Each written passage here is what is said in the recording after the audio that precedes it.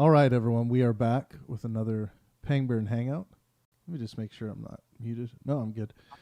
Today we're going to be talking about how to have a conversation. This is going to be led by admin Scott Big Lebowski and the Nivekian unit. Our very own Nivek is going to help run this discussion as well. So, Scott, it's all yours. I'm going to go do my invites. Rock and roll. Perfect. Yeah, just to sort of start off, this topic conversation was something me and Nivek were talking. Me, Nivek, and Travis were talking about earlier. Nivek came up with the idea of having a discussion on the best way to have discussions. I'll be the mod on the voice channel. Nivek will be running mod in the text channel. So if anybody is posting things in text or on YouTube, Nivek will be bringing in those questions into the to the voice chat. Basically the idea is what is the idea discussion is what is the best way to have a discussion? Is it arguing against somebody's opinion, like trying to fight against somebody's opinion, letting somebody try to explain their opinion, in realizing where it goes wrong? That's sort of the rough idea of what do you guys think is the best way to communicate these sort of ideas to other people? I suppose it would depend on exactly what your end goal is. If you're trying to convince somebody, there's certain ways to do that. And if you're simply trying to have a conversation for the sake of having a conversation, that's a slightly different ballgame. Yep. Yeah, you want to go down each of those roads? I see what you did there because I'm a truck driver. Anyway, I mean, look, if you're sorry. If you're trying to convince someone of something, if you're having a persuasive conversation, which, given the premise of this question, I feel like that's kind of conversation we're talking about. Yeah. I think one of the primary ways to have a proper, productive conversation, which I would assume is the end goal, is don't do blaming. Actually listen to somebody, right? And you have to be open-minded. And I'm listening to myself as I say this, because the less you're willing to listen to an opinion that isn't yours, the less productive your conversation is going to be. But and no blaming, no ad hominem, obviously all the other typical shit that you would usually frown upon in any kind of conversation. But if you're having a conversation for the pure sake of, that drive of pleasure, as Travis always loves to say, well, then the rules are slightly more lax, right? But there should still be an air of open-mindedness, because if you're going to talk to someone that isn't yourself, there's a good chance you're going to hear viewpoints or perspectives that you don't have. And so no conversation goes anywhere when you take offense or see problems in something that someone else believes, because at the end of the day, all perspectives are subjective. No one has the right answer about life. And so in every conversation you have, that should be at the forefront of your thoughts, basically, no matter what you're trying to accomplish. In that, do you think about how the reason why and how we disagree with each other? Like, so when anybody has a disagreement, do you think about like why there's that disagreement and how we disagree with each other? How does that I feel like the reason why we disagree is quite simple. It's because we're a tribal species who we're not all going to see eye to eye anyway, because not everybody's raised the same way in the same conditions at the same point in time on Earth. And because we're a tribal species that typically likes to find people who are like-minded, I feel like disagreement is inevitable no matter what the case is. That mixed in with the fact that different perspectives are purely subjective. And I didn't mean to rhyme, but there you go. When you mix those two things together, I don't think you can get any two human beings, or you can't get everybody to agree on any one thing in particular. That's just the nature of how we are as a species, I think.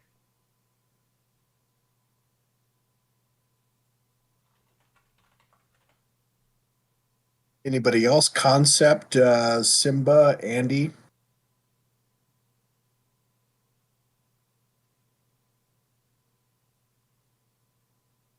Sorry, but I don't really have anything to add.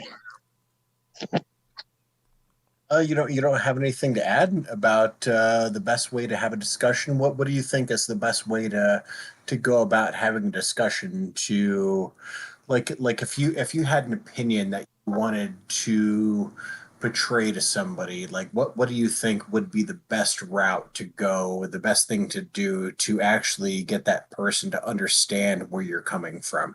Not even necessarily convince them, but like for them to actually understand where you're coming from. Would you fight with them? Like, what they said, okay, well, an opinion different from you. Are you gonna say like, oh, well, you're just wrong? Or are you gonna be like, okay, well, can you explain your opinion? Okay, so where does that opinion go? What does that mean?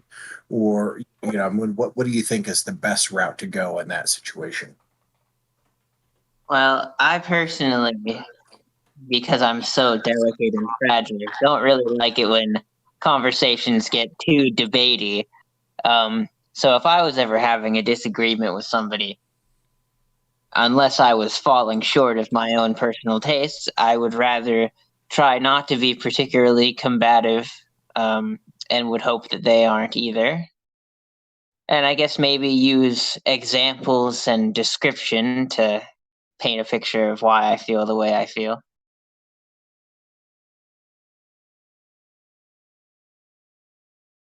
How do you feel jokes play a part in that process for you? I suppose it depends on my mood.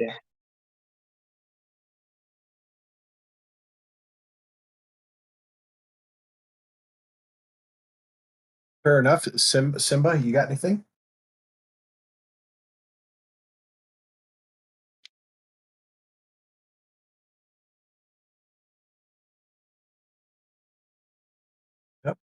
What I can say, the very idea this topic came up. Trev, and Nivek were talking earlier about. It was specifically Daryl Davis, right?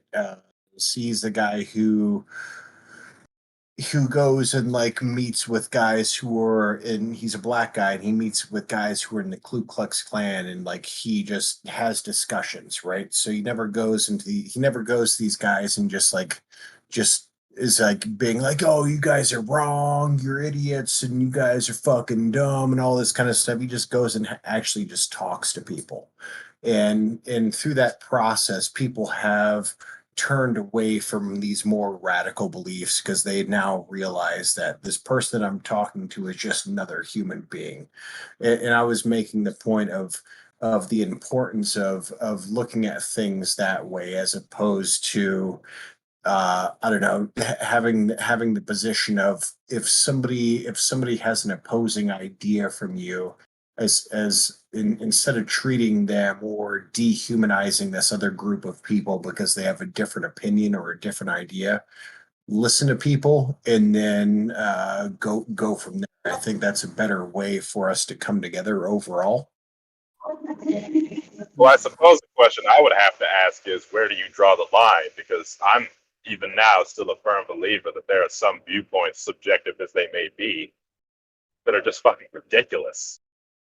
And maybe there are some viewpoints that you just got to let people run with.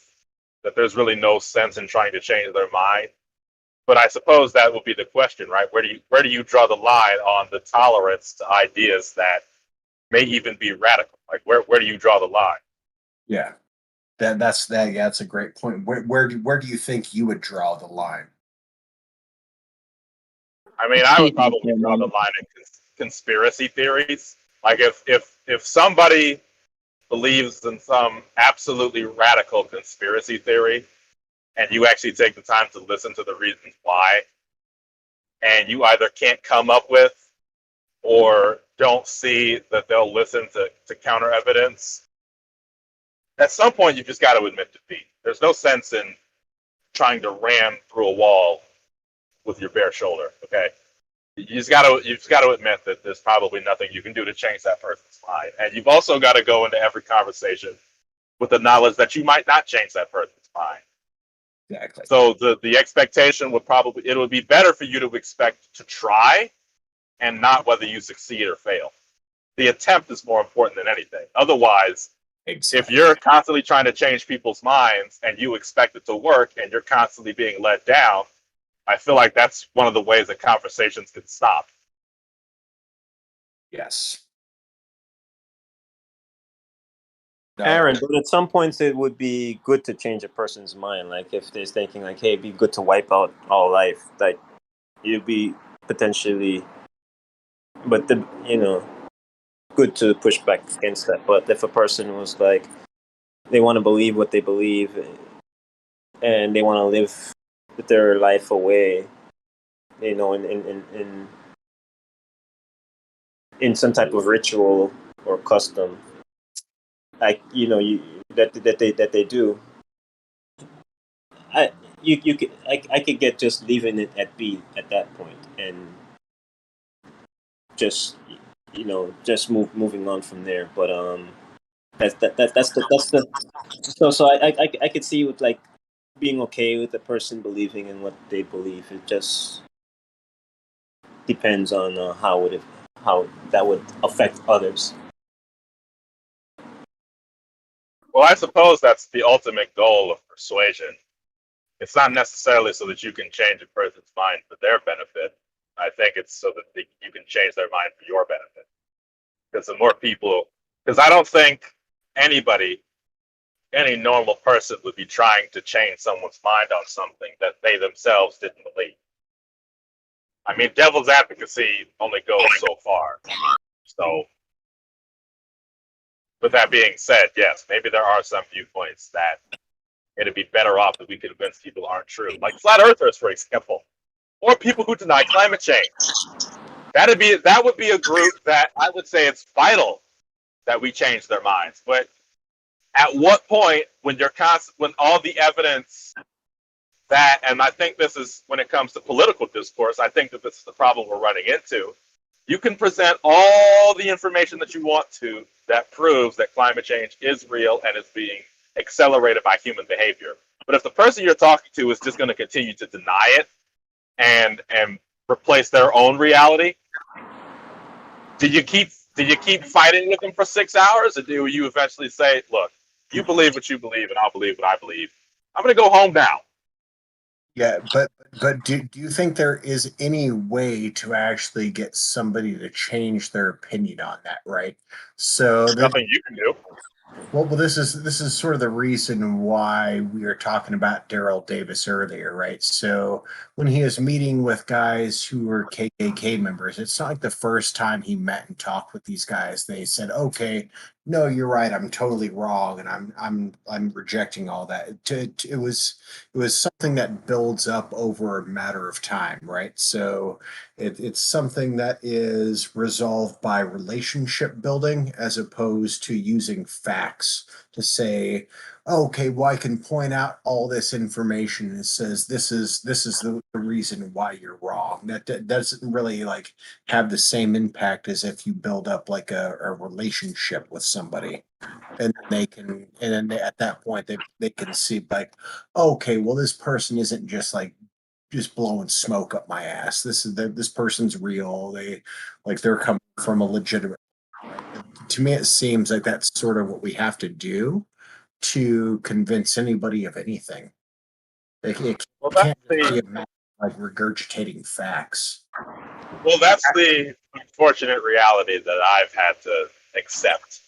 That in the game of life, when it comes to human beings and our conversations with each other, especially when it comes down to things actually happening based upon what people believe, it's less about whether something is true or not, and more about how many people believe it. So I would say that at this point in human civilization, the presentation of facts, as useful as they can be, doesn't have nearly as much bearing as someone being in a community where just about everybody else believes the thing that they don't believe. That might be the only way to persuade it. Persuasion by a committee. Exactly. It's a Kind of weird sucks, man. weird thing. Yeah, it's a weird. It's strange. Yeah. Anybody else? Pax, you just jumped in. Melting snow, you jumped in. I could add what you just said up Simo. there. And Yeah, good. people can change. It's kind of like that social part. They're connecting as human beings, and they're bonding on that level of commonality between each other, of relatability. You get what I'm saying? So instead of going on the things that divide them, that they don't relate to, with the Daryl Davis, he's approaching people in a way, as you know, human to human, in a nice way, greeting, hi, how you doing, to that, you know, that they can, I guess, come together on. Uh, I'm guessing that's how he works, Daryl Davis. Yeah, exactly. Well, he gets guy. I mean, he's a black guy, and he gets KKK members to, like, they've given their robes to him, right? And it doesn't just come like, I just met this guy one night and, like, I convinced him, like, okay, okay, the KKK is wrong, like, it was a matter of, like, him building personal relationships with these people, and these people being like, okay, well, I can see that I'm incorrect in my opinion based on what I know from personal experience at this point, right? And that's the tough thing, because people do respond to personal experience more than they do respond to straight facts or specific data, right? And, like, facts and data are fundamental for us understanding what's actually going on in the world around us. But I just don't think that's the way people actually work on a personal level. So if we want to convince or want to change anybody's mind, it seems to me the best way to go about it is to build personal relationships, right? And I see that online. I see that online. Indeed. Where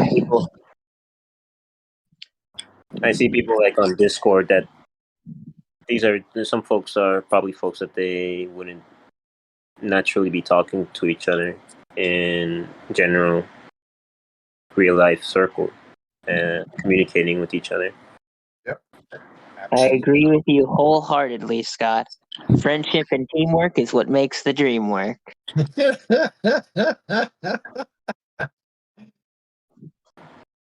Hang on, I'm going to barf into my pillowcase quickly. Is that a common saying, or did you just come up with that? No, that's a meme, right? Teamwork makes the dream work. That's a meme. But it's also a potentially very true sentiment. No, is, it's very true. It's unfortunately very true. extremely true. Yeah. Well, again, and I think the interesting thing is that, and this completely changed my perspective on a lot of things about human beings. Logic and reason. I feel like no matter what you're doing, unless you're, like, chatting about the weather or video games or something mundane, if you're in a situation where you're actually trying to convince someone of something, don't forget that we evolved logic and reason for that very purpose. It evolved not necessarily for us to seek truth, but to better communicate and cooperate with each other. That's how we've been able to do so much over the course of our existence on this planet. So I would say that one of the ways to have a conversation, no matter what your goal is to always apply those to any situation. Because here's the thing. I suppose, to answer my own question earlier of how do you deal with someone who no matter how many times you try and convince them that what they believe is wrong, they simply refuse to believe it. The interesting thing that I learned is that as a species, we will only provide the amount of explanation that we feel like is absolutely necessary. It's only when you continue to press somebody on a specific thing they do or don't believe that you start peeling back the layers and getting to the core of what leads them to believe what they believe. And I imagine that there is a level of getting comfortable around somebody and them actually being willing to open up with you to that degree before you can even get to that point. There has to be a level of trust. But once you get to that point and you're actually able to continue pressing and basically forcing them to start revealing more and more about why they believe what they believe as per our nature, that's when progress could actually be made. So, thought I'd throw that in the pot.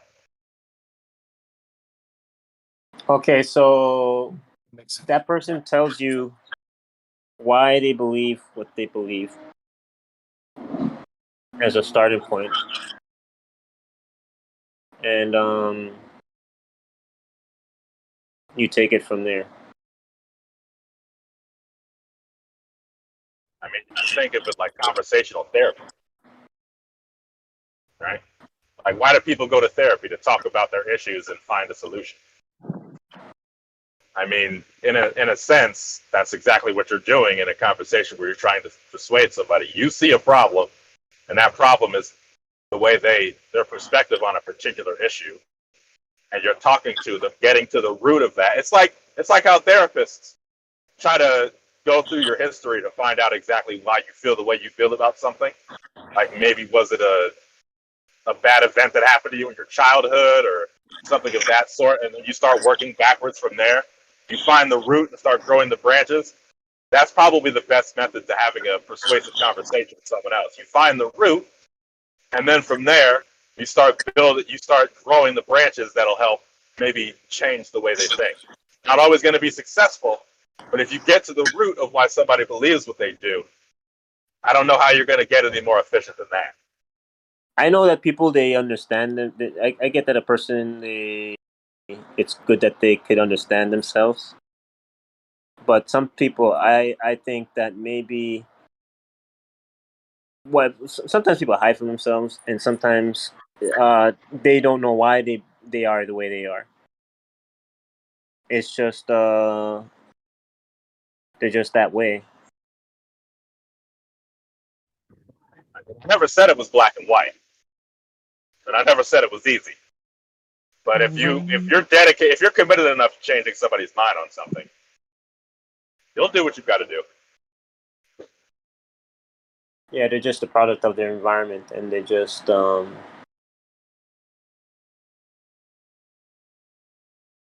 My environment is a product of me.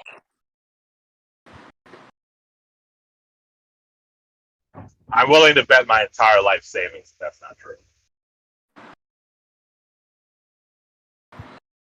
Yes, I've lulled him into a false sense of, oh, he just left.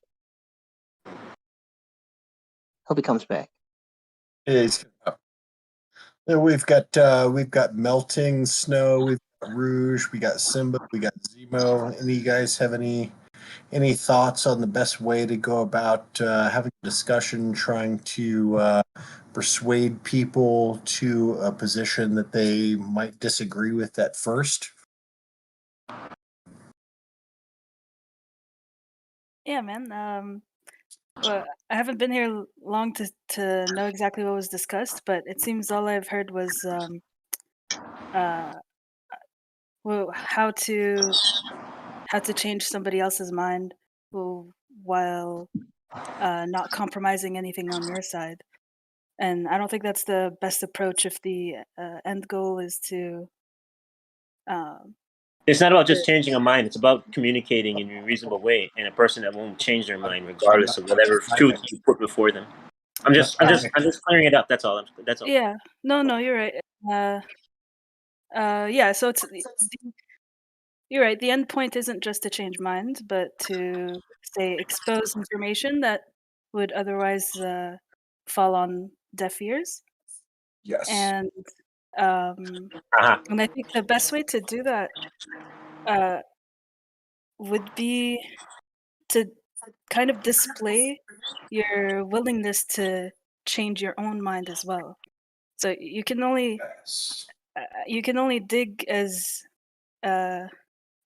dig as deep as you're willing to, expose yourself to as well. So if you want somebody to be vulnerable enough with you to tell you exactly why, the root of a specific stance, then you have to expose that to the person you're speaking with as well, and then Can I ask a question? What if go that from person there. is open to what you're saying and they are willing to listen?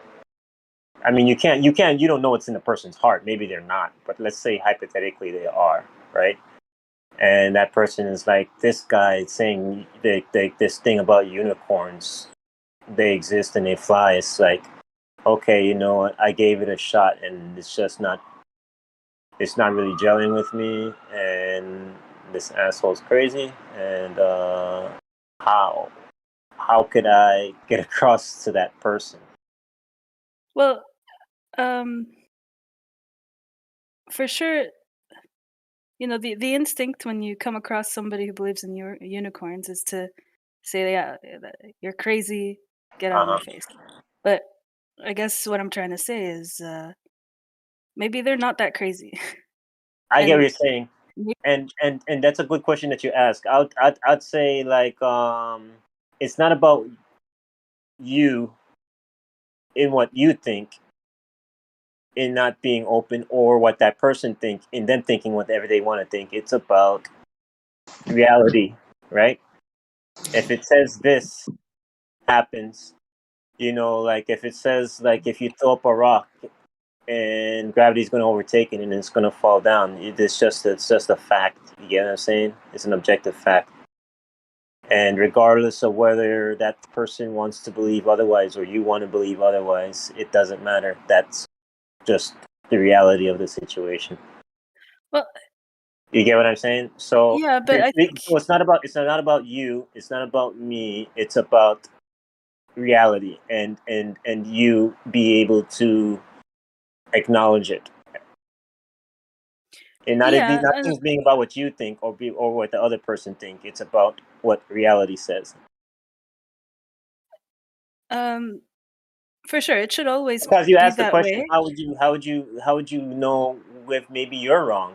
And it's a good question, and it's kind of like, I get what you're saying. Like, a person can believe this, and another person can believe that, and it's all and it's kind of like all subjective. It's like, person wants to believe what they want to believe. At the end of the day, it's kind of like what the saying is.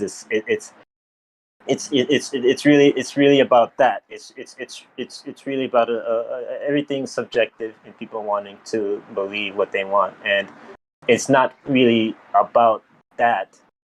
It's about what is objective reality that people could come to terms to come to conclusions with, and there are things that people can come to conclusions with. People do that all the time. Everybody agrees with each other on some level. And Well, and then we're talking about agreeing, Daryl Davis. Daryl Davis, he doesn't get into a conversation about racism and the Ku Klux Klan and how they're bad at this and how they're bad at that. He knows, like, if you act nice to a person, hello, good morning, and treat them decently, how you doing, you know what I mean, as human beings, they can relate to that. No matter if they're, they can come to a relatable agreement on that level well, I with each think other. that's the missing piece in lots of conversations, is that we forget that we should see ourselves just as susceptible to changing our minds as whoever it is we're speaking with. Yeah. And because you can, it's kind of like you saying to a person you're crazy, and then they say back to you you're crazy. Like, how do you argue with that, right? Maybe you are crazy, maybe they are crazy. So what you're saying, uh, so so so how do you get anywhere? That's the question, right? So you're saying that you can't make a conclusion. Well, you can't get nowhere, and that nobody can get anywhere when it comes to communicating. That's not entirely true. People communicate and they communicate, they relate, they come to conclusions and agreements all the time. It's not always believe what you want and I believe what I want. Well, that's kind of the last resort, you know. If really there is nothing, no common ground to find, then it's agree to disagree. But before you even get there, like Yeah, I as agree an with you. example, You should question yourself too. People should introspect. yeah. And if that person is doing that, I'm getting that out of the way. I'm agreeing with you. Like what you're saying is true. People should introspect and question themselves. And once they do that, and it's kind of like, okay, what do you do after that?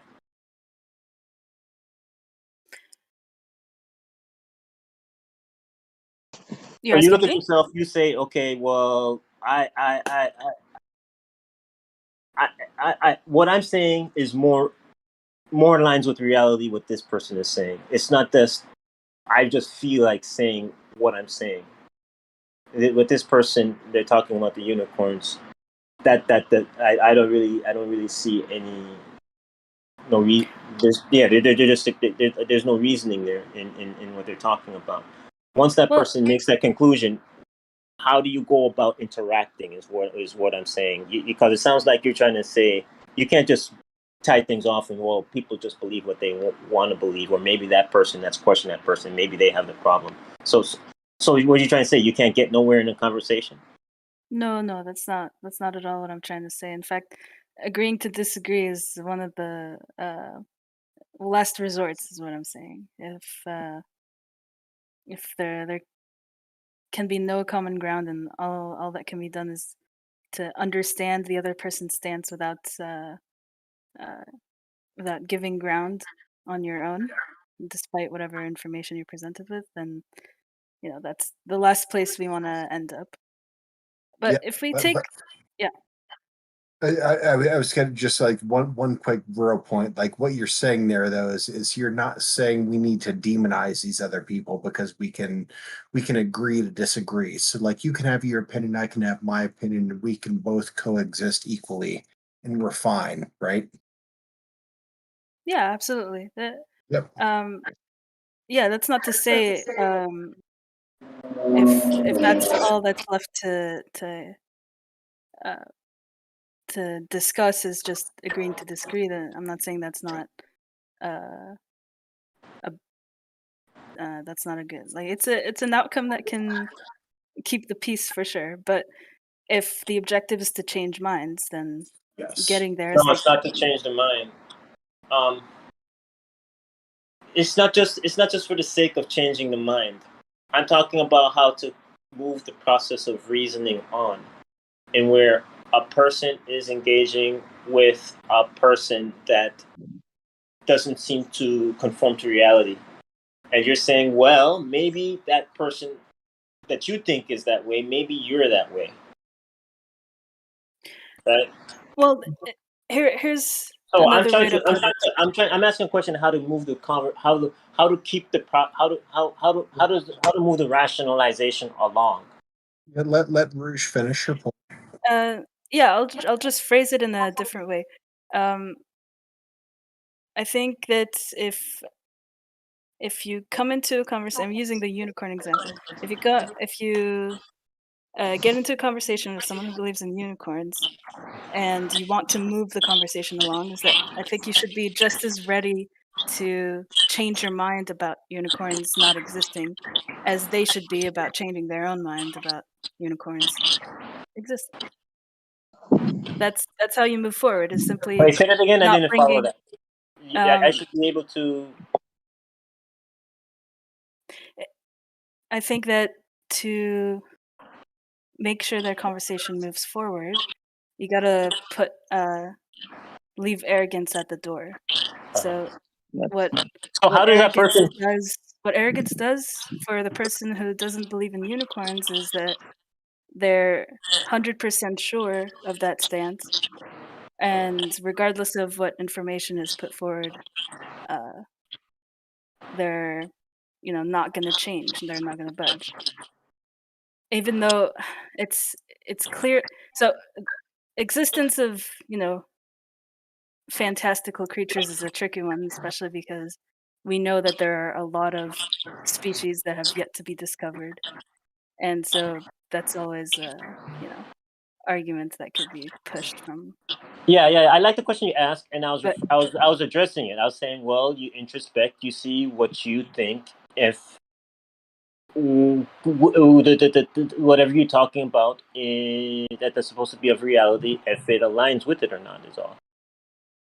I would just like to say for the record real quick that unicorns do in fact exist.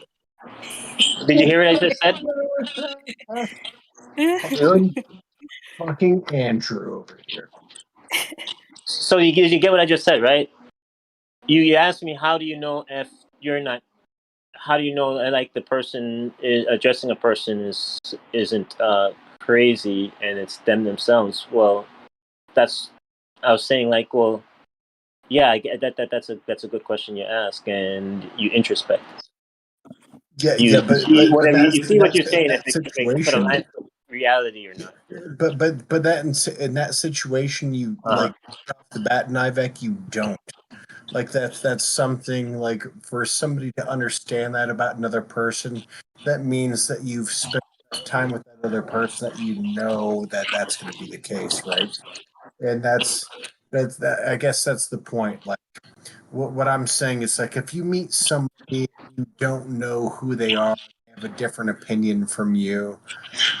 Like how do you go about communicating your differences in opinion? Because if you just like what we're just saying, like if you're just argumentative and combative, like nobody's ever going to go along with it, right? They're just going to become defensive. She's talking about the I'm not taking a side of anybody. No. You're agreeing with us. What she just did is like maybe your approach is wrong.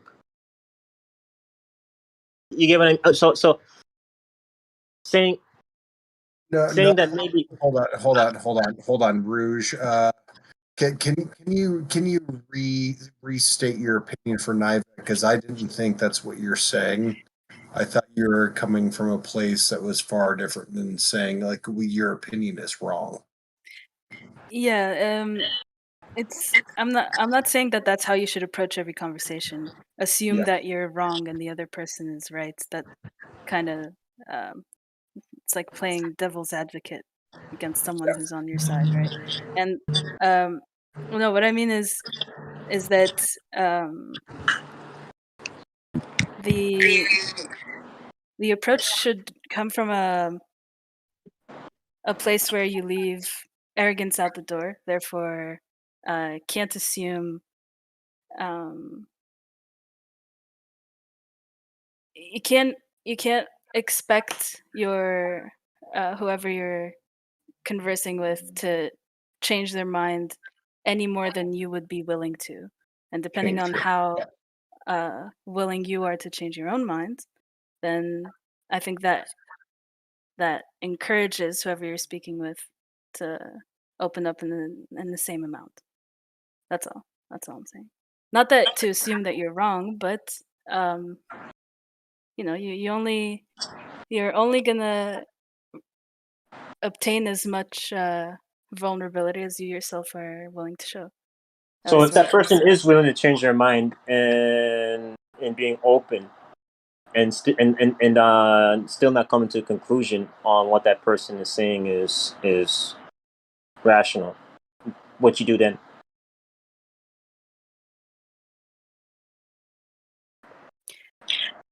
So you're saying hypothetically, you've had a conversation, you're and the one you're speaking with has changed your mind and adopted the one that adopted the opinion that you have? No, they're not nobody.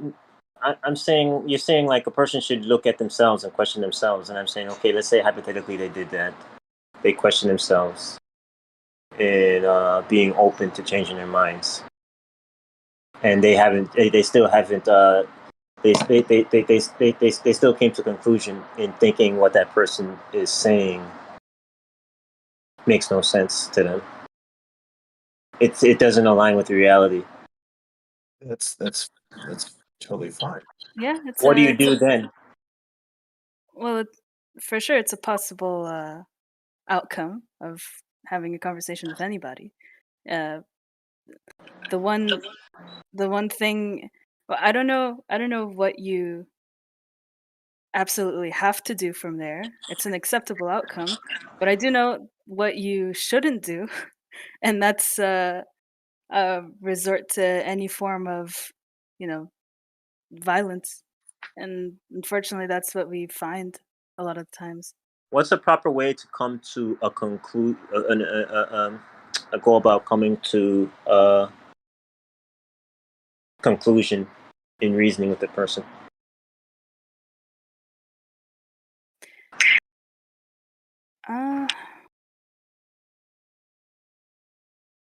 I could take some time to think about that if somebody else wants to jump in. Yeah, I could jump in here real quick. I mean, I think both of y'all are right. You know, I mean, Rouge is just making the point that, I mean, you know, if you think someone's wrong about something, like there's going to be instances, and if you want them to keep an open mind, there's going to be instances where you're going to be the person that's wrong and is needing to be reasoned with. You know, so I mean, it's just the basic you know idea that you got to be open to the other person's opinion. Now, I mean, and then on Nivik, you're talking about now what do you do when there's a person who, by all, measurable reason is just completely insane or believes something that's completely false or what have you, yeah, I mean, from there, you got to have, superior argumentation, try to stay calm. There's different persuasion tactics. I think one, humans like psychologically, you're more likely to help someone if if you ask someone to do you a small favor and they do it, they're more likely to do you a real big favor, right? So humans are very suggestible like that, and they slowly open up to people. So if you lead them down through one of the syllogisms, so if you're trying to get them to say, your conclusion, for example, cutting circumcision is wrong. You don't need to go all the way to the end of the logical conclusion. You could say, okay, what do you think about consent? Do you think they're able to consent? Well, no, I don't think they're able to consent. Okay. Well, what do you think about a non-consenting person having this done to them? Instead of just arguing from, you lead them down the logical road. And once you get them to answer yes or maybe to one of the premises, you're more likely to get them to agree with the whole thing. And just pointing out fallacies, naming the fallacy if they're committing one, naming it, citing it, saying why it's a fallacy. I mean, and I think it's important for people to know, how semi-intelligent people should at least try to have conversations, right? Like you try to. There's a certain etiquette to it, and if I say, I think you're completely wrong, it's not considered an insult, and it's kind of a no holds barred, but people, kind of know the rules and everything. There's a certain etiquette to it. It's not very complex, but it's very important. But I was coming from a point where it's like a hypothetical in where you're aligned with reality, and Right. I'm not saying I'm not saying that person can't be me. That's not irrational. No, Irrational. yeah, I'm just saying like it's just not gelling with reality. You get what I'm saying? It's just that like I get that a person could be wrong, and I'm not picking any particular side.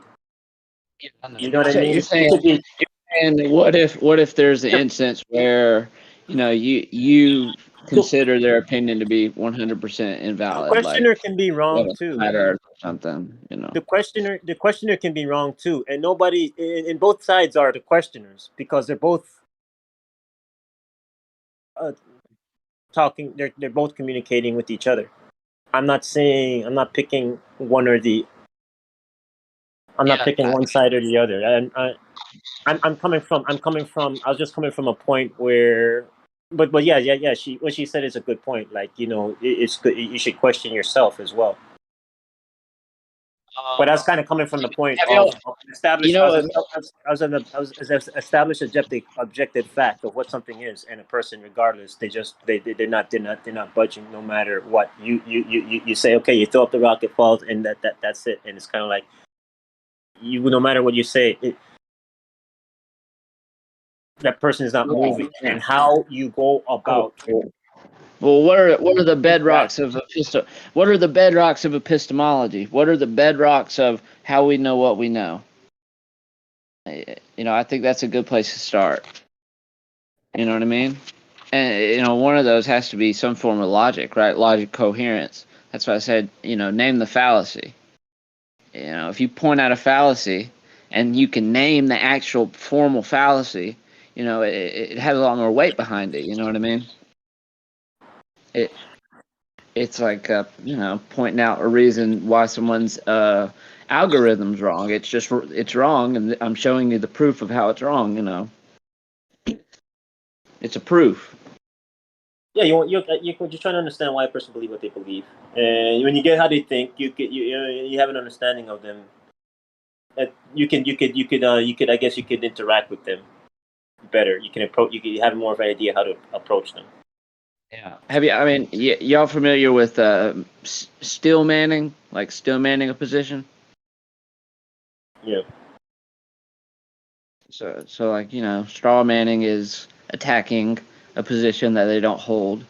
And still manning is repeat the position back to the person to where they will agree with it but you got to put it in your own words.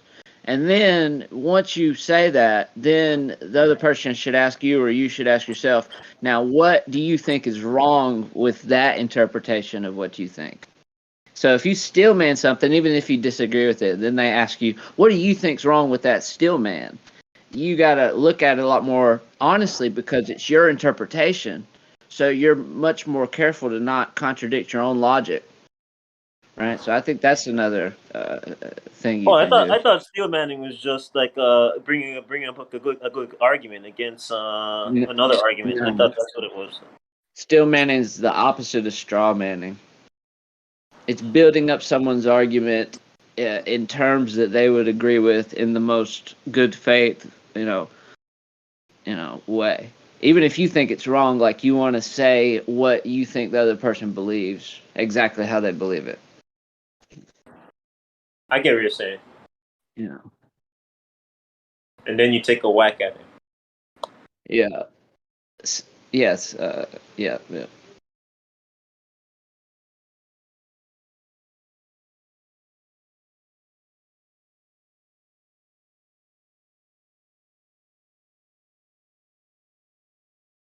So I guess people can't really get anywhere in a conversation, right? No, I don't think that's true at all. I think people's minds get changed all the time. It's unfortunately pretty rare that they happen on the spot. Oh, that's right. I actually agree with that. I was wrong, wasn't I? Like you don't hear that very often, but you'd be surprised what sticks in people's heads, and if they think about things, it can do a good bit of work. No, yeah, Zemo's 100% right, and that's what I was trying to point out earlier. It's like when somebody changes their mind about something, it's not like they have a conversation with somebody one time, and all of a sudden it's like, oh yeah, like I've changed everything. No, it's a matter of like a series of conversations where you build up information that makes you think differently, right? I mean, I think this is pretty normal. Nobody comes to a new position on anything in their life without with unless it's more than just one conversation, right? How many times in your life have you had like a conversation that you never had again? That doesn't mean you just all of a sudden take that specific argument and be like, okay, this is what I believe now. It's a matter of like, I don't know. It's a greater understanding if you understand what I mean by that. Yeah, you kind of learn your point of view, and then you'll learn someone else's point of view, and then you can kind of maybe part of yours is right, maybe part of theirs is right. You're just getting a bit bigger oversight of the whole situation. Exactly.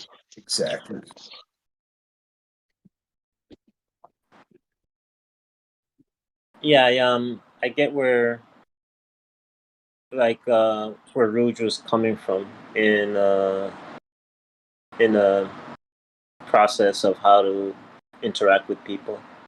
You know what I thought Yeah. of when y'all were talking about that, about how someone I think it was a good point that like as much as you make yourself flexible, like as much as open minded as you are, like you'll kind of get that mirrored in the other person, like they'll be as open minded.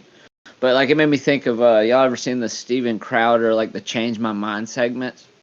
Like I always thought some of those were actually pretty good segments. You could say what you want about Crowder, but the one thing that always bugged me is like I know just like he's not gonna change his mind. Like you know what I'm saying?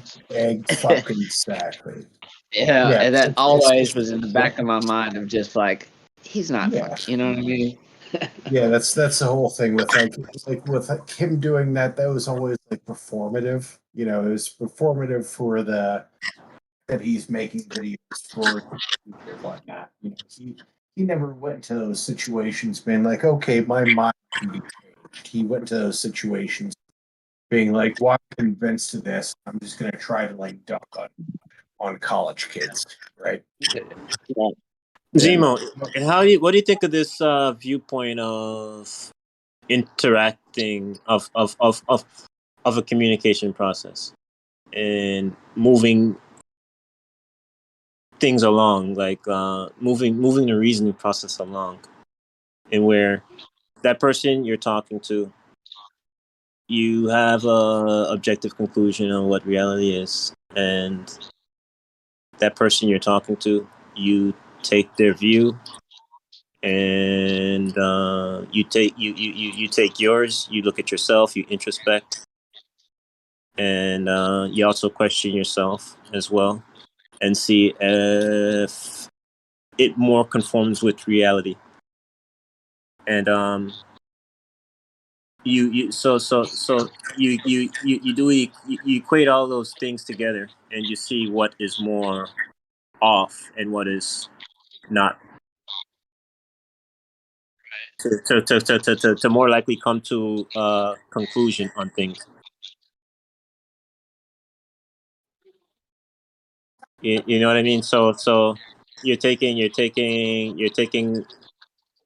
the subjective calculations of yourself, your biases, and the person as well, in trying to relate that to reality and see if it conforms with it as much as possible. And if it doesn't, then you're going to want to figure out why that is, and getting an understanding what's going on with the person and why they say the things that they say is where I'm coming from. Because there's a reason for that that you don't understand.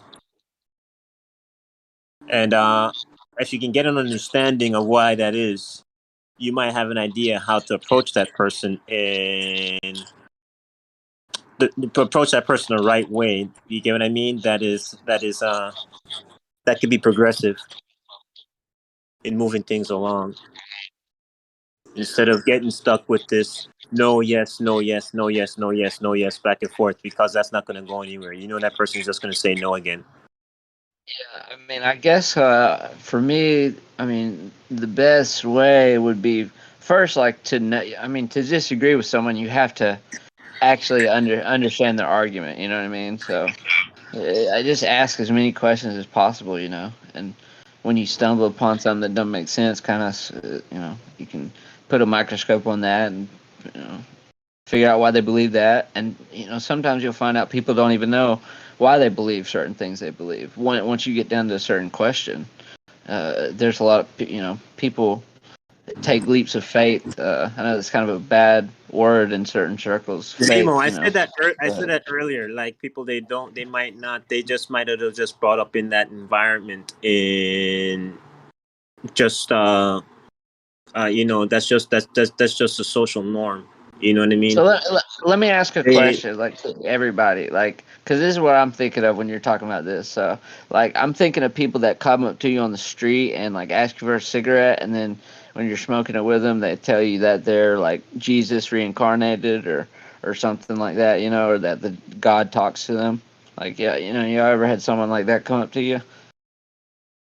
I'm thinking of people like that, like, how do I reason with them? Should I even try? Normally, I'm like, yeah, who am I to say? He might be, he might be Jesus. Who knows? Never know.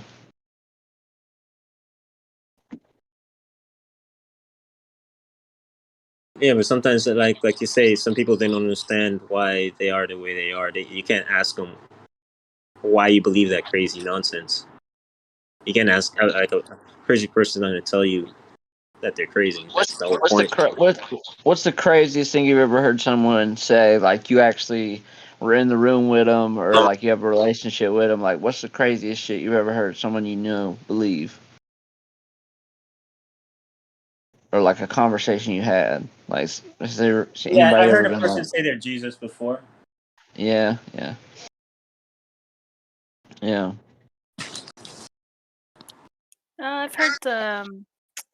I've heard someone talk about how convinced they were they had superpowers. Nice.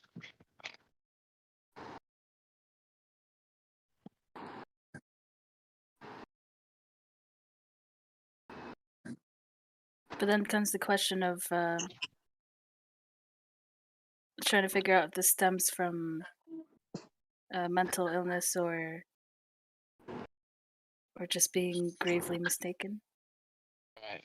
Yeah, that's what I was thinking too. I guess I would find out if they're mentally stable because, at a certain point, there's really no point in even reasoning, Uh, they're just going to need help. In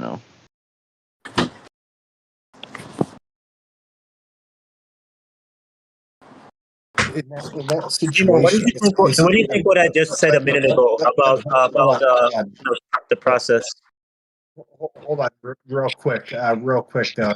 In that position, though, Zemo, sometimes I do think reaching out in that what you just mentioned is the mental help that those people need, right? So you don't necessarily have to say, "Oh, yeah, you're right" or "you're wrong," but a lot of times people just need that. They have this need or this feeling that they need to be heard, right? They need to be like just listened to. Yeah. Yeah, I agree with that. Yeah. Yeah, to me, I mean that's what a lot of it comes down to. Like when you look at like anti-vaxxers and stuff, it's like these people who have like I don't know, there's something mental going on there, and they just feel they need to be like heard. Right. Yeah, that and like people who are just contrarian for the sake of being contrarian, it's fun to argue about stuff like that.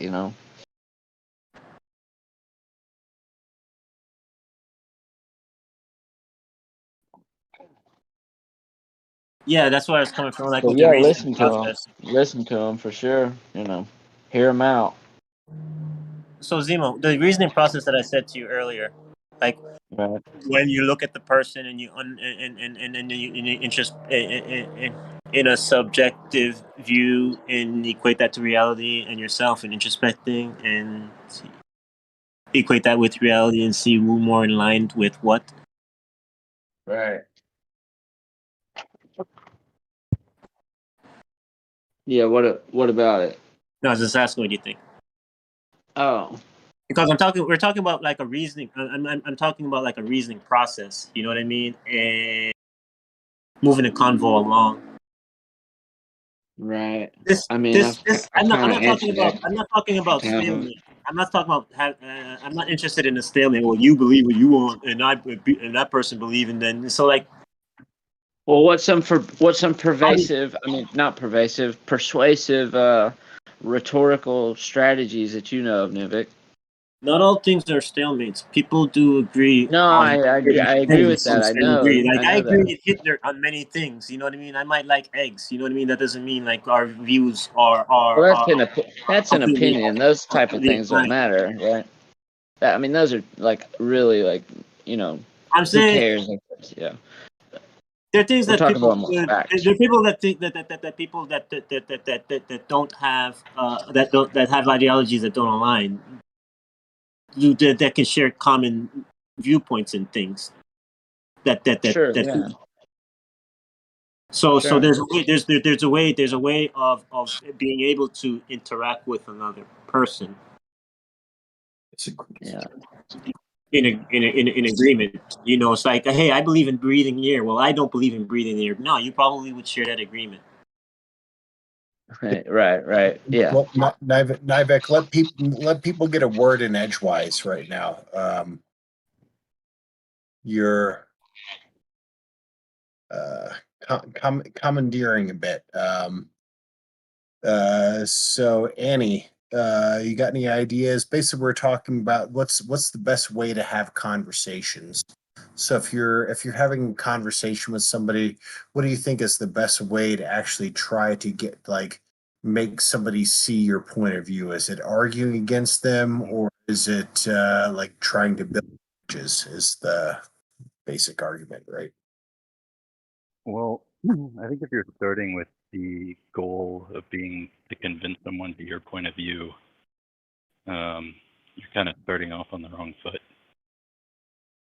And what has worked for me is approaching each conversation as a learning opportunity to try to understand what it is about this person's perspective and history that I can learn from and engage with it that way. And that makes the person feel valued, makes them feel seen and respected. And once you get that, then you can judo slam them, show them how wrong they are about everything. Exactly. Right. I mean all of that except for the last part. Yeah, I made that point earlier about basically I think what people really want is to have this feeling that they're being listened to, right? That their Yeah. point of view is being I mean listened. one important thing is to understand the context of the conversation. Right? I mean a conversation on, Discord has a variety of contexts, but it's still pretty limited, right? Versus a conversation like in the grocery store or a conversation, at the barber shop or at work or something like that, right? Yep. But I think there's certainly a mirroring effect that happens where like someone will say something that you could interpret as antagonistic or interpret as them signaling some affiliation to some ideology or another. And you can diffuse it or you can kind of sharpen that contrast, right? And that's kind of like the first inflection point, I think, in like a real conversation, if you really want to get at those issues. But unfortunately, I think so many issues right now are so divisive and they're so tribal that it's just really, really hard to actually get into the meat of that conversation to try to convince them of your point of view because so much baggage comes with it. Like this whole network of beliefs that comes along with it. Yeah. So I think if you really just try to understand like where they're coming from, if you try to understand like what problem do they think that they're trying to solve with a particular point of view or a particular opinion, then you can try to focus on like some meat and potatoes of like what is it that you can actually talk about that's relevant to the here and now, as opposed to like these abstract principles of like, I don't know, freedom and liberty or socialism or whatever. Explain that. Can I respond to that for a minute? So like trying to understand where a person is coming from, you could understand that by listening to what they have to say, or But trying to you have to get check or get your understanding, right? let me finish. Or get what the or kind of understand the person themselves, because like the person might not tell you that. Right. That doesn't because like if they're talking crazy, there's obviously that you can't say what they're saying is valid. There's got to be a reason why they're saying what they're saying, and they're not explaining it to you. They're just saying unicorns are real. So yeah, it's not only about understanding where the person is coming from, which they as are. if there's something wrong, as if their conversation is valid. It could just be trying to psychoanalyze the person and getting why they say the things that they say, that they're not telling you that. I don't know. I think don't always tell you why. It's difficult to say whether a particular perspective is valid or not, just based on a few sentences. I mean. Okay, I'm not coming from. I get what you're saying. I'm not coming from the point in where.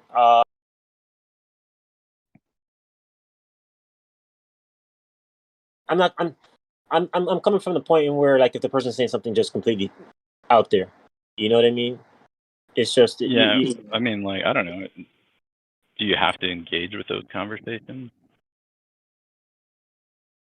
Like, if somebody just starts spewing some like racist bullshit, then they're like obviously off their rocker. Like street preachers, I don't engage with street preachers. But that's like the whole point, right? Like, to hopefully win people over with. People. Like, are you really gonna convince a Westboro Baptist minister outside of an abortion clinic that they might have radical ideas? Mm-hmm. I don't see the harm in trying. Before we were talking about people doing that, like Daryl Davis, like you'll talk to a guy that, like, you'll talk to Nazis and Ku Klux Klan guys, and then all of a sudden they're like laughing it up and buddying it up, you know what I mean? And they're just hanging out, and they're like peas in a pod, and it's like, what the fuck was that? Mm-hmm. That's like a Jedi mind shift. You get what I'm saying? Like how you? Yeah, I mean, I guess it kind of depends on what the point of the conversation is, right? Like what you think the purpose of it is, right? If it's to like mend fences or build bridges or just get to understand. I think it also depends on like your capacity to stay patient in a conversation. Like with the example of the street preacher, I would just get angry, and so that conversation would not be productive. But if I was able to stay calm and rational, you never know what you're going to be able to reason people out of. Well, I think in that case, I mean, you got to think of the type of person that is going to be preaching out on the street, right? Like who has is the there type one of certain psychology type to stand up on a soapbox and literally like yell out in a megaphone that people are going to hell. And I've had conversations with those people before, but it's you don't know what's going on in their head at that time. Yeah. And the way to find out is to ask. You think that they can explain that?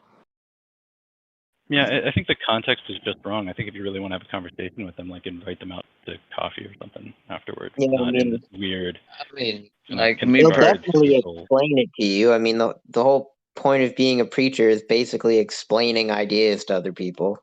Stupid ideas, in my opinion, but.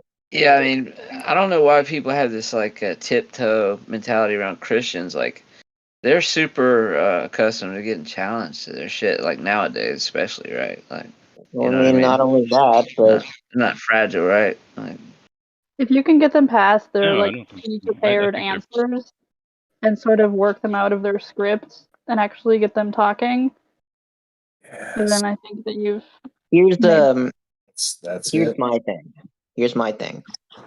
if let's say my father went out to go get some milk, he said he was going to come back. But it's been over Hypothetical, 2,000 right? years. It's been over 2,000 years since he left. He might not be coming back. Mhm. Yeah, but what if to him soon means longer than it means to us? So I'm not saying that that's what I think, but that's what they would say. And like, I mean, that's not a super good example to use. Like, I wouldn't. I mean, I guess it just depends on the person. But you have to like get to know them first before you know how to rebut their laughable points. You know what I mean? Ooh, but isn't that the thing? Like, isn't that the point of communication where you can recognize everybody can understand? Like, yeah, somebody's going to look at like my opinion to say they're laughable, and I'm going to look at their Yeah. opinions and to say they're laughable. Like, Yeah. when we're really coming together and like having a true understanding, I think you have to get past that initial knee-jerk reaction and just okay, well these people are literally telling me what they really think and feel. So Yeah. like, just because No, I I'm not think saying I would laugh at them. I'm just saying I know what you're saying. Like I'm sorry, I just used your language as a way to like springboard off to my point. I wasn't saying that's what you're actually doing. I was just trying to make the bigger point of the way that human beings interact, right? Because a lot of the times, like people on like the left or the right, they're right off the bat gonna write off somebody else's opinions. And it doesn't matter what opinion they say, they're gonna be like, "Oh, well, that's because you have this opinion, and so I can just write off the bat."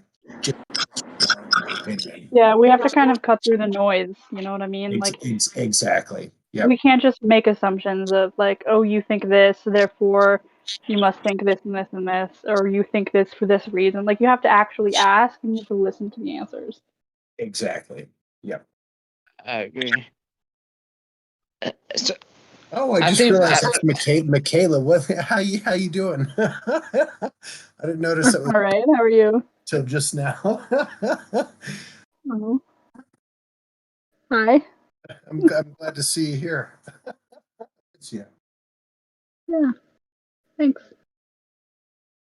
Yeah, I mean, I think so much hinges on kind of what the point of the conversation is, like what you think the point is. I mean, I think the Treat your example, like conversation- why are you stopping and talking to them? Like, don't you have someplace to go? Like sometimes people work together. Sometimes people are together that are working together that have to talk, have to be on the same page. but let's deal with it. But let's deal with this hypothetical, though. I mean, isn't this conversation about discussing and how to, win people over in an argument? So let's go with the hypothetical. There's a person. They're not. Hold on, man. Why do I have to talk to you, people? Screw you. Hold on. Not necessarily. Not I don't know. You all necessarily. talk at the same time. Not necessarily. What? I don't want to win people over to my point of view. Yeah. Zemo. The point of the conversation is not necessarily how to win people over. It's like it's. No, I'm not even talking about. Get them I'm to not even talking about understand. that necessarily. But I'm talking about Okay. like a conversation of exchanging. I mean, Yes. Yeah. exchanging ideas honestly. Yeah. Yeah. Exactly. And if It's that it's leads, about how to communicate. It's not about winning. It's not like a. We're not talking about like strategy or anything like that. right? It's But not biased to one side or another.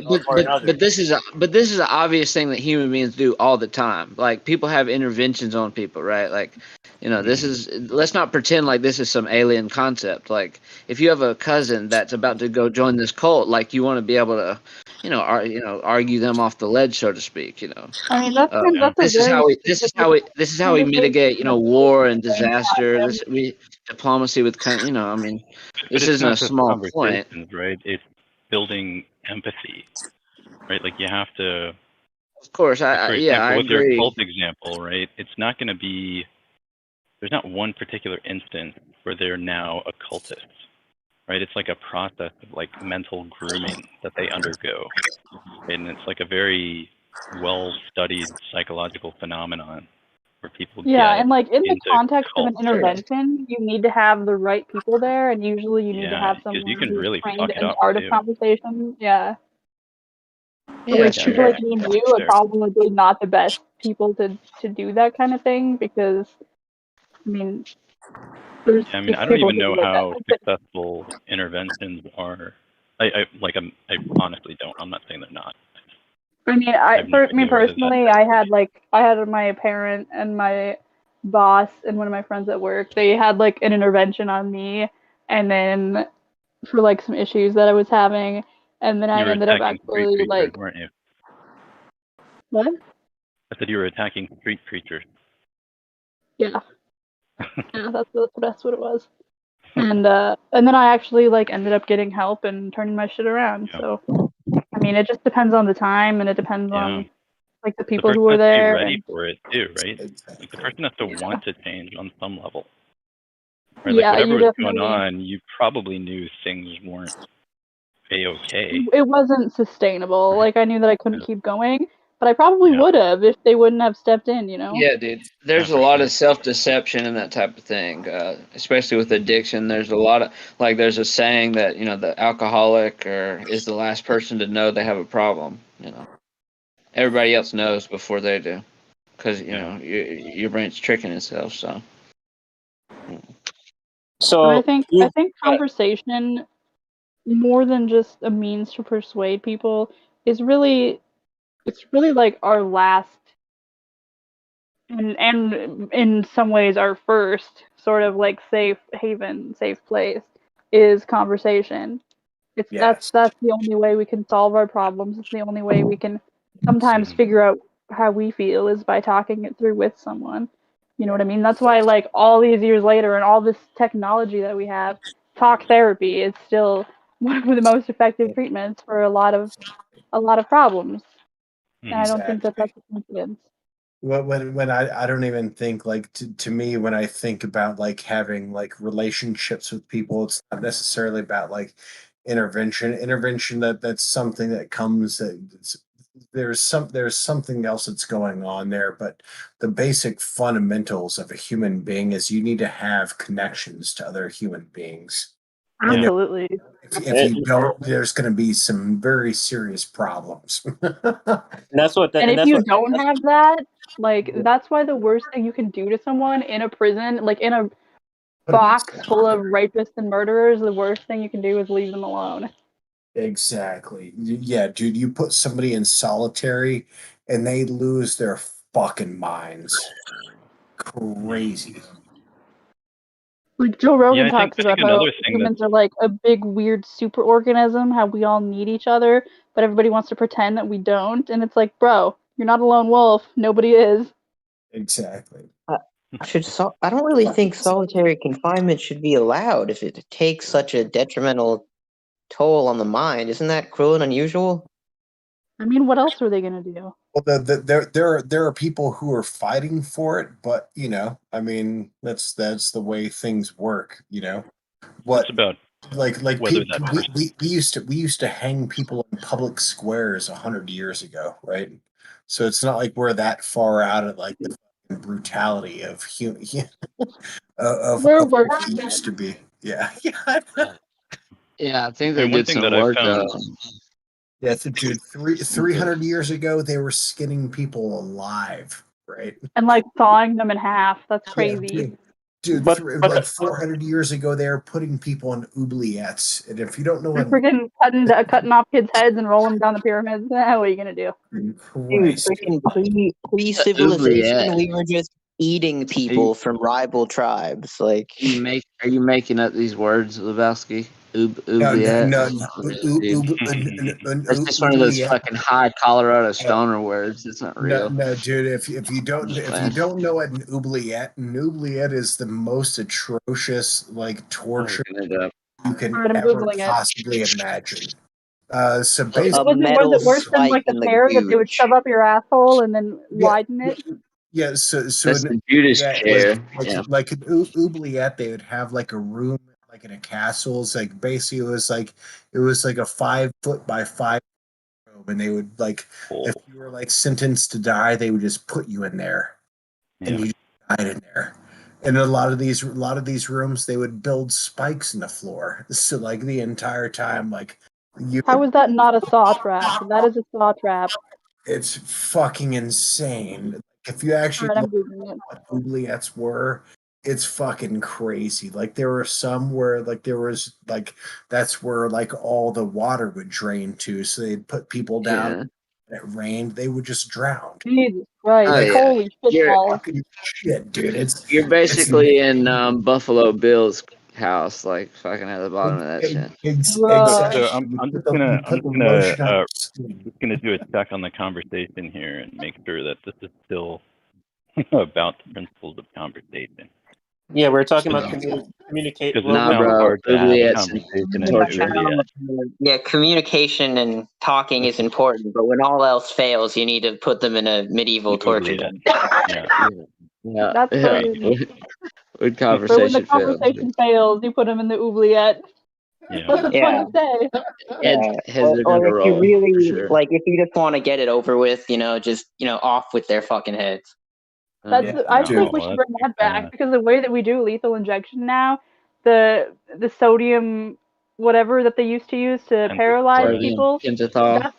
That they don't make it anymore, so now they just use like sedatives, and then you can feel the shit going into your veins, and it's like fire, and then you're paralyzed and you can't breathe, but you're still awake. It's crazy. Oh, they're fucking Super like inhumane. tortured now. That's how lethal injection works now. Like people are requesting the electric chair. Yeah, dude. Firing The squad is electric chair isn't very good either. Dude, well, Bring back firing the squad guillotine. is That shit was probably dope. like The guillotine isn't all that great either. Even that had a failure rate. Yeah, the guillotine would always. Get It a had to big be guy really sharp. with a fucking super sharp axe.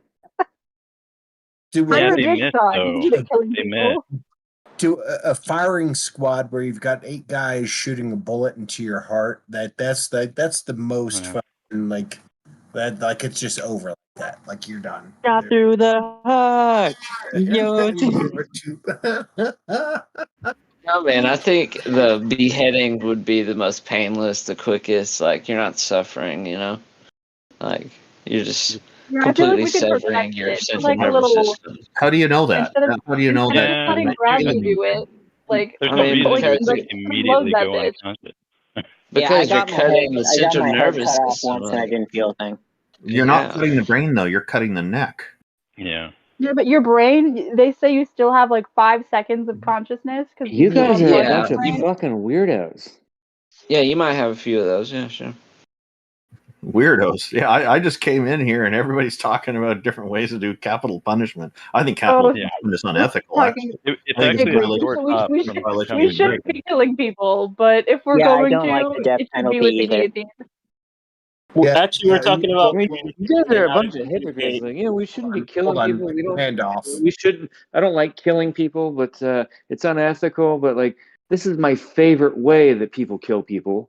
I'm just saying. Dylan, we're I speaking think with it's a thing called unethical. levity. You should try it out sometime. I think it's immoral and unethical for the state to decide who's going to live or die. But it is happening. So we should at least do it in a humane way. So I posted in that live text chat an alternative I wrote a few years ago to capital punishment that's more ethical, and it basically goes like this. The idea is I was never in favor of capital punishment. I never said that. Hold on, let Randolph finish his point. Yeah. So basically, the idea is that you, instead of sentencing someone for capital punishment for the crime, you'd sentence them for life in prison with a minimum time they have to serve before they can apply to be executed. So that way the person still maintains their personal sovereignty and the ability to do this or not. So this eliminates being forced to endure it. If we do that, I feel like we have to legalize assisted suicide then too, because if a person in prison can decide if they want to be killed, then a terminally ill person should be able to decide it too. So that's already legal here in Canada. Yeah, I was about to say he's Canadian, so. Sweet. We were trying to get back to the topic at hand, right? Oh yeah, that was more fun. I gotta get going now. I'll talk to you guys later. The one thing that, if we're talking tactical, that really I found useful is to just try to be more intentional about what my responses are. Because in the heat of a conversation, it's really easy for me just to get in kind of this automatic response mode, and maybe overstate things or not really listen for nuance, and that leads to kind of straw manning the other person. So I find like just taking a pause and really just trying to reflect on what the person said and trying to give it a charitable interpretation, and then kind of verifying that I understood, goes a long way to, first of all, making them feel like I'm actually listening and not just waiting for them to stop talking. Make sure that I'm arguing something or discussing something at least that is important to them. And keeps me from putting my foot in my mouth more often than not, I think. Yeah. So to me, I understand where you're coming from, but like what I tend to do is I tend to like lead. Like I tend to lead people. If you understand what like that, the way it means, like legal terms, it's like you're laying down a pathway for somebody to go to where you can get them. You're like that 50 little Socrates. Exactly, because it's like, oh well, this is what you believe. Okay, so then like let's go down this road and this. Yeah, but people smell that crap a mile away, and they like start hedging everything, and you never get to like a real conversation. Oh no, for some things, for like the normal stuff they do, but like if you understand people, like it's really easy to lead people all the time. I do it, like I can do it in work, and it's something like I'm really working to stop doing because I recognize, oh yeah, that's probably not good. But like so something, like if you're talking about like certain philosophical things that have been these roads that have been fucking gone down, treaded so much, yeah, everybody knows. There's still so many things in life where you go, okay, well, this is what you think that's going on. Okay, well, let's take that and let's go here. Let's go here. Let's go here. And there are other things in life where people aren't completely exposed to it. That are more situational, based on like what job you're doing or that kind of stuff, and you can still use the technique. It's not good. It's not good.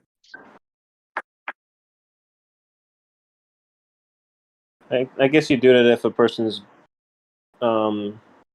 being deceitful. No, it's like if you're doing it, it's a crutch that you're relying on. That's what I've found. Like when I was younger, it's like, oh man, this is something I realize I can do, and then at some point you realize, like, oh no, this is what I'm doing is probably wrong.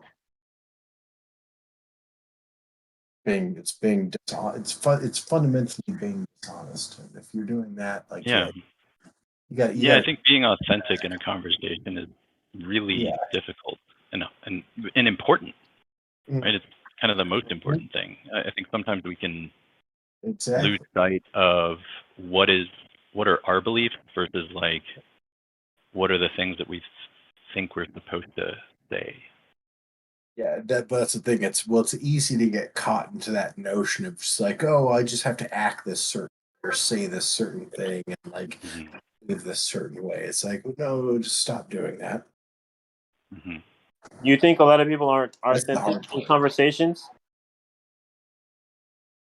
I think a lot of people aren't very reflective or intentional in their conversations. I think most conversations tend to be really emotive. Yeah, reaction. Like I think what Annie is saying is like a lot of people tend to be reactionary in conversations. Yeah. The master of the flannel over here. Look at this Canadian son of a bitch over here. Like, wear the fucking red and black flannel. Like, you need that beard back, dude. You need that full beard back. There's a lot more where this comes from. Oh yeah. Trav, look out behind you. It's a moose. Like, dude, you need a beard and a toque and you're fucking set. I need a toque, eh? What's going on, Randolph? How's it going, everyone? Good. I've got my Canadian flag in the background here. Where's yours? There you go. I'm just kidding. Don't worry. It's good to see you, man. I just wear it on my face. Yeah, good to see you too. Pang, what up, oh Pang? What Pang? what are some tips that Randolph has for engaging in a good conversation with people? Best way to have like a conversation, not convince somebody, but best way to have a conversation. So we're not necessarily talking about like best methods of persuasion. We're talking about best methods to communicate. The very first thing I would suggest is listen more and just let other people complete what they have to say, so that you can actually reflect on it well. It's okay to make notes while you're talking with them, but as long as, I think what I notice with a lot of conversations, especially on YouTube channels and debates and whatnot, live streams, I see it where people will be interrupted a lot. And I feel like even from an audience perspective, it's not always easy to listen to those. That's a very good point.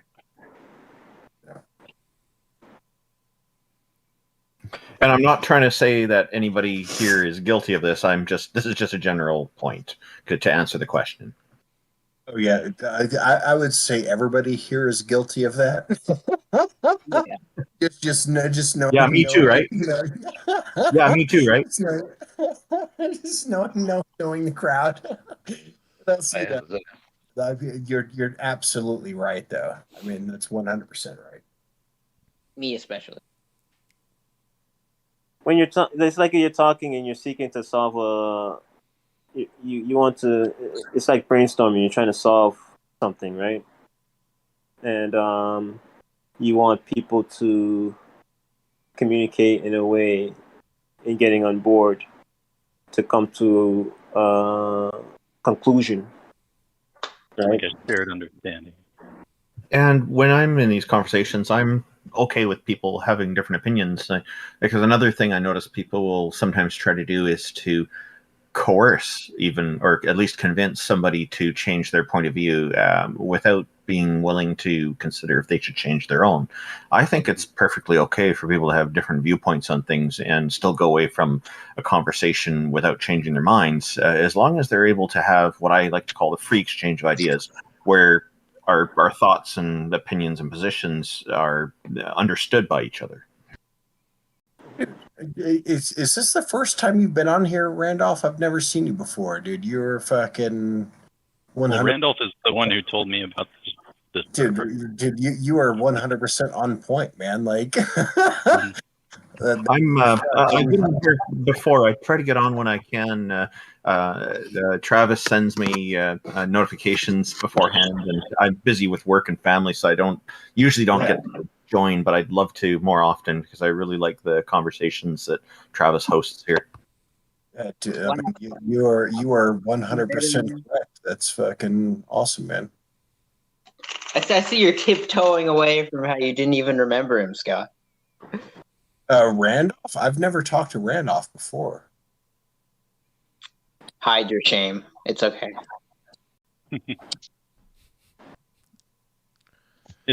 Before the whole pandemic thing, I used to, just as a hobby, do improv.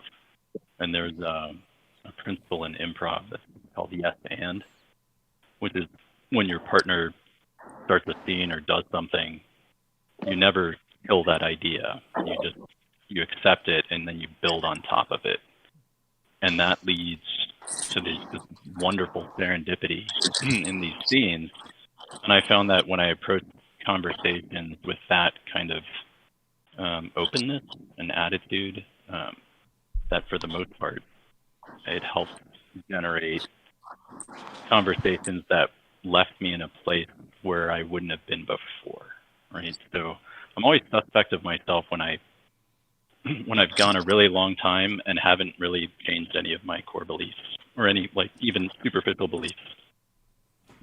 I think cooperative I just think that I'm not trying hard enough to like challenge my own ideas. I think cooperative dialogue is probably a very good name for that. And I caution you against having the expectation that you should change your views. I think being open to changing them is what's most important, because you could be presented randomly by hundreds of people with ideas that just aren't convincing, so you have no reason to change, and yet you have legitimately considered them, and I think that is sufficient.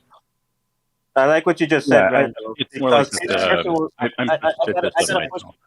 I like what you just said, Randall, because the person just pushed back and saying, "Well, maybe you're not open to change," and it's kind of like, well, no, it's not that I'm not open.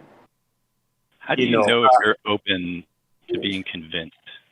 If you have no examples in your life of being convinced. Well, whatever the topic is of whatever you're talking about in reality, you take your views in introspecting, in factoring yourself in all your subjective biases, and and the arguments that you're making along with the person, and you equate that to reality. You see how much one more aligns with the other, right? So it's not about you, and it's not about the person. It's about what is there of what reality says, regardless of whether it is you want to think this way or that way. The reality shows that if you throw a rock up, it's going to come back down. That's just a fact. Whether you want to believe it or not, you know what I mean?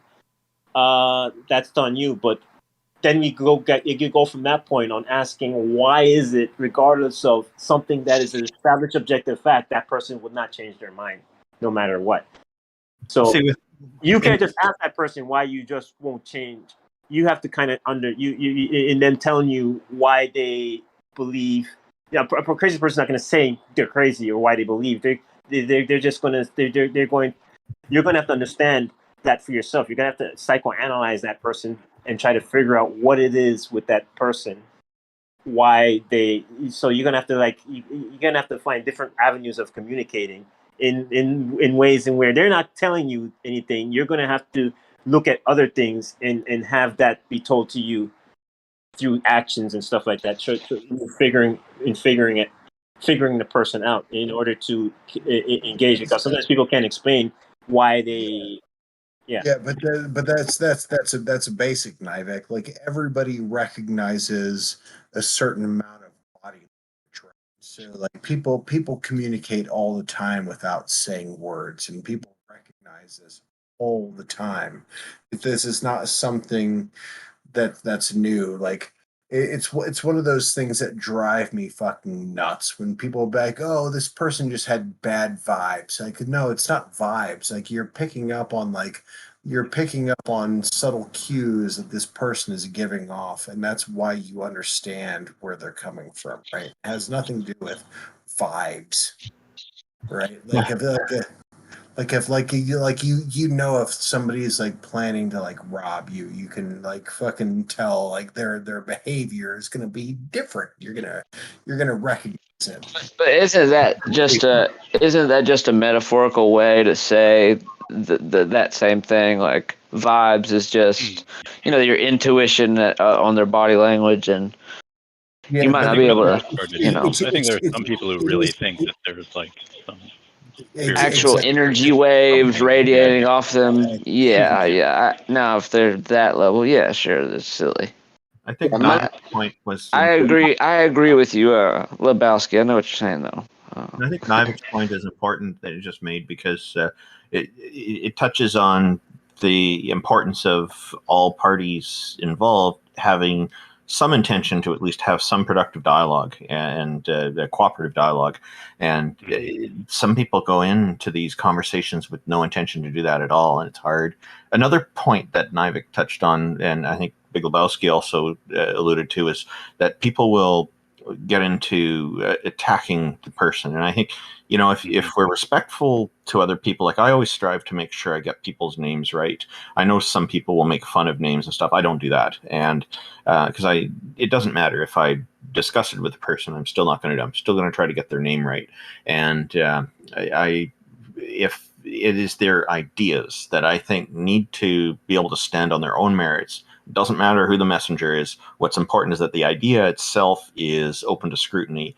And one of the things that can derail good conversation is when somebody takes it personally when their idea has been attacked, because the attack of the idea is not an attack on the person, and that's a realization that's often missing from a lot of the conversations and debates that I've seen. Well, you had a conversation with Darth Dawkins, didn't you, relatively recently? 5 times altogether I've had conversations with him. Yeah. All right. You're a glutton. No, I actually find it helpful because it's challenging. He pushes really hard, and I find it to be really good practice for when I am in debates, because most interlocutors don't push as hard as he does. He likes to run interrogations. And with him, what I realized the first time I spoke with him back in the days when Google Plus was still a thing is that he wants to conduct an interrogation. So if you want to have a good conversation with him that goes somewhere, be prepared to let him do about 80% of the talking, is what it boils down to, is what I've kind of figured out with him. I've never heard a successful conversation. Could you repeat that? I didn't quite hear you. I said I've never heard anyone conduct a successful conversation with him that didn't end with him being, ending up server muting someone or attacking someone's ability to tell the truth. Or I've heard their name. I'm actually genuinely curious to see how far I can go with Darth Dawkins. That's a challenge, because before he calls you a prevaricator. The conversation does end up. Yeah, I got him. I got him to say that I'm a good kid after 5 conversations. I remember you said that was. That's the thing with like Darth and Batman. Like, these are both like, this is something that we mentioned before earlier. Like, somebody has to be willing to change their own opinion, and we know right off the bat that these guys are not going to change their opinion. Like, yeah, I mean, and he stated that his goal is to shut the mouth of the atheist. Right? Yeah, but that's not what we're talking about. We're talking about like the best ways for us to have conversations, right? Yeah. A good way of communicating, a genuine conversation, not a fake one, where you're trying to attack and insult to win the conversation instead of the argument. But that's the thing. Like if you're having a conversation with like Darth or Batman, like you know what you're doing is you're building up skills. You're not having a genuine conversation, because they are not going to change their opinion no matter what. What you're doing, you're building up your skills and conversations. That's sort of the point of like having discussions with those guys, right? I don't know. I mean, are those conversations? I think they are, because what those guys do is that they will bring arguments, and they spend all their time researching and trying to find these specific arguments that are going to like disprove anything that goes against what they believe, right? So in that process, when you have conversations with them, you're finding out what their notion of these arguments are, and then you can have a greater understanding where they're coming from. Even regardless of whether they're going to change their mind, it doesn't matter, because there might be somebody who's listening to them, or who you're talking to, who might be like prone to just like believe what they're saying, but you've learned what they're doing, and you can use that and be like, okay, well, here's what's actually going on, and it's going to take somebody away from their like who's not going to go down that road anymore. And that at that point, isn't it more like a performance act? It's more of a speech act than it is like a conversation, right? I mean, I don't know. I mean, like if you say like any preacher is just like like if you're saying that, that's what it is. But I don't think preachers necessarily are performers. I think this is something these people truly believe. They might be using the specific art form of performance to, Yeah, I guess I'm just trying to distinguish between like the common usage, or the 99% of the types of conversations that one would engage in throughout their life, and what happens when you have a conversation with someone like Darth Dawkins. right? Who has not only a script but genuinely believes that you have no rational basis for anything that comes out of your mouth. Unless God When- told. Like if God told if you're an atheist, unless you assert, unless you're a theist, right? Oh, no. I know Christians who've had trouble with Darth Dawkins as well. Oh, for sure. Yeah, I've heard plenty of Christians be told that they were not. See, Darth Dawkins is an example not of outreach that's very challenging, very difficult. I run an organization here in Canada called Canadian Atheists, and I just posted in the live chat a link to a video. I was just interviewed by a Christian last week, and the conversation went really, really well. And that's the kind of outreach that I'm aiming for. Darth Dawkins, I won't give up on. I'll keep trying because I think it's worth the effort. Yeah, I mean that's the thing. You never stop trying. If you stop trying, you've given up, right? I mean that's the whole. If you don't give up, then you can't lose. No, that's the whole basis of the human experiences, right? Like, I mean, you just have to keep going. You have to no matter what happens. No, yeah, I meant that. Yeah. Yeah, we all know fundamentally this is what my mom always taught me. Life is not fair. Get over it. So we all know this right off the bat. My third grade PE teacher told me that. Yeah. So we know this right off the bat. There is nothing fair about the natural order of life. Yes, life is not fair, but we can all choose to be. Not fair is not quite the right word because it carries some baggage. I'd say it's impartial. Is impartial. Yeah. That's. In fact, I said to somebody last month who was having a bad day, I told him, reality is not our friend. It's just something that we all have to contend with or cope with. And his day got a little better, still not perfect, but it made him laugh. Yep. Richard, you mentioned something about taking personal in earlier in communicating, where I guess I think you're coming across in that people they insult. Meant for me. Instead of attack the argument, they attack the person, and then they have the opposite. I see an opposite view of that, in where a lot of times when you're communicating with the person, I think that they stick to believing what they believe is because their identity is in their belief, and what you say is taken in say to them is taken in a personal way, and they take offense to it. Yeah, that's actually, I've seen that too. It's pretty common that there's particularly a lot of theists do this, and I've met atheists who do this too. They'll personalize they'll internalize, that's the word, they'll internalize their position or their belief system, and so it becomes one.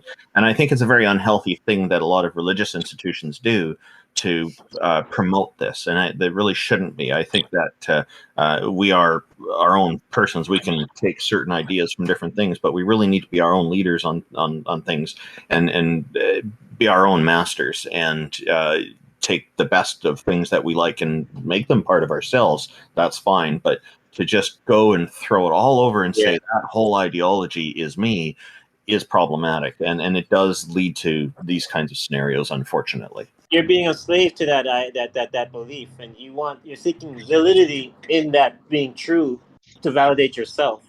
An intellectual slave, yeah. So you have a saying I created. That nonsense that you want to be viewed in a valid way. It's about you, and wanting that validity in yourself. So attacking unicorns, shooting laser beams out of their eyes, is goddamn true. You and these fucking everybody is supposed to believe it. You and these fucking unicorns, Nivik. If you're not acknowledging it, it's like a denouncement of me, and I take offense to that. Unicorns do exist, but I do not have any knowledge of them shooting laser beams. That's going Randall, too far. That's going too far. I just posted in live text a journal or an article in like the late 60s by Barry Stroud on transcendental arguments, and it's like the most brutal takedown of presuppositionalism. I'll take a look at that. Thank you. And you guys are speaking of unicorns. I just put a picture of a unicorn breathing fire. It's not lasers, but I hope you'll enjoy it. It's rainbow fire. It's lasers, goddammit. I mean, I've heard of this before. Presuppositionalism, like, is it what it sounds like it is? Like, well, presup is just a version of a transcendental argument. And I've hit a paywall there, but this looks interesting. I'll try to get a copy of it somehow and take a look at it. Kind of the reason that like nobody in academia anyway takes presup seriously. I don't either. You can go to but it's really convincing to people who have come to the end of the evidentialist apologetics rope. No. And then they jump over to presup. No, because there are three axioms that you have to take from my opinion that I haven't seen any way to get past these things, and these are presuppositions, right? So like there are three that the world around me exists. I exist in the world around me, and I have the ability to affect the world around me. Those presuppositions are the fundamentals that every human being, every conscious thing lives around. Like the universe exists, reality exists. A tree is going to be a tree whether I'm here to experience it or not. And then as a human being, I have the ability to experience this. And then third, I have the ability to affect the environment around me. Those are the three. Now the fundamental. I'm contrasting that with like presuppositional apologetics. The fundamental problem I see with presuppositionalism is it's all assumptions. Right, but at some base level, don't we all aren't we forced to make assumptions just by the nature of our existence? Yeah, but is it the limitations? But is it systematic? But is it systematic like presuppositionalism, or is it something we figured out on our own? Yeah, but Randolph, do you think axioms are different than presuppositions? Right? It depends what the axiom is. Yeah, I guess it just might be like a difference of terms. Like I think like axioms are the reality exists, consciousness exists. We as conscious beings have the ability to affect the reality around us. Period. So the thing is, there are three things. Yeah, an example of this, like saying reality exists, that's an assumption. Reality seems to exist is an observation. The golden rule is an axiom, and I think there's a lot of problems with the golden rule. I have an alternative to it, by the way, which is to strive to treat people in accordance with their preferences. But even that's probably not perfect. Yeah, but is there any way to go against the?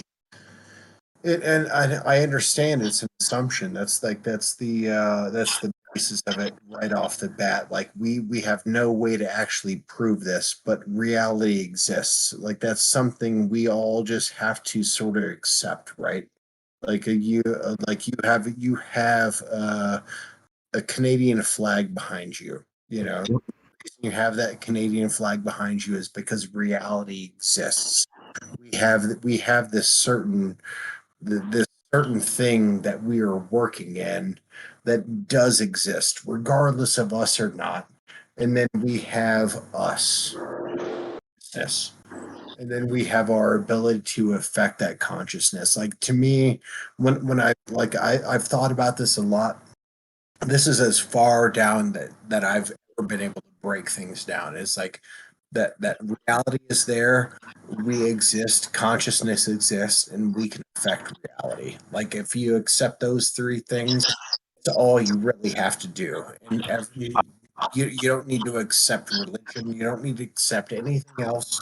Accept those things, and I think you're good.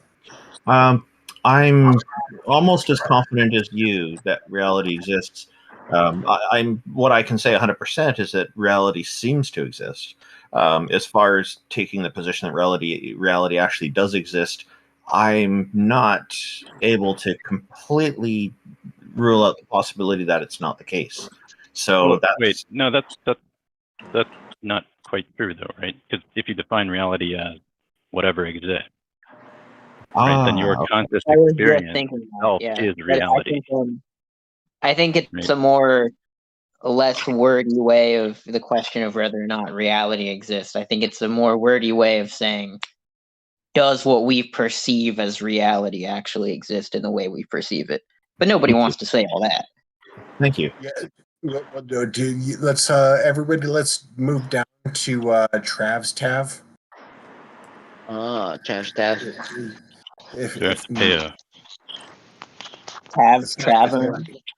Yeah, I think Trav's Is that free? to like drop off the YouTube. So yeah, let's move down there and we can. Yep. Why are we Farewell, live hangout people. Did the YouTube Randolph, yeah, please come down, man. Yeah, if you move down to, actually, I'll just move you over there. Oh, so is the live YouTube video shut off?